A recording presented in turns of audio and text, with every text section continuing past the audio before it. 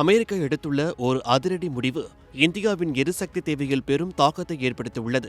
Russia மற்றும் ஈரானிடம் இருந்து India தள்ளுபடி விலையில் எண்ணெய் வாங்குவதற்காக வழங்கப்பட்டிருந்த சிறப்பு சலுகை ரத்து செய்யப்படுவதாக அமெரிக்கா அதிகாரப்பூர்வமாக அறிவித்துள்ளது. இந்த முடிவு உலக அரசியல் அரங்கில் பெரும் அதிர்வலைகளை ஏற்படுத்தியுள்ளது. இந்த சலுகைகள் இனிமேல் நீடிக்கப்படாது என அமெரிக்க கருவூல செயலாளர் ஸ்காட் பெசன்னெட் திட்டவட்டமாக தெரிவித்துள்ளார். மார்ச் 11ஆம் தேதிக்கு முன்பே கப்பல்களில் ஏற்றப்பட்ட எண்ணெயை வாங்குவதற்காக மட்டுமே இந்த 30 நாள் தற்காலிக அனுமதி வழங்கப்பட்டது என்றும் அந்த காலகட்டம் தற்போது முடிந்துவிட்டதாகவும் அவர் கூறியுள்ளார். மத்திய கிழக்கு போர் வெடித்தபோது உலக சந்தையில் கச்சா எண்ணெய் விலை $100 தாண்டி ராக்கெட் வேகத்தில் உயர்ந்தது. அப்போது விலையை கட்டுக்குள் கொண்டு வரவே இந்தியா போன்ற நாடுகளுக்கு இந்த தற்காலிக சலுகையை அமெரிக்கா வழங்கியது.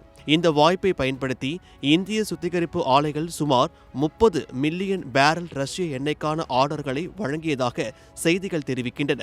ரிலையன்ஸ் போன்ற நிறுவனங்கள் கூட மீண்டும் ரஷ்ய நிறுவனங்களிடம் இருந்து எண்ணெய் வாங்க தொடங்கின.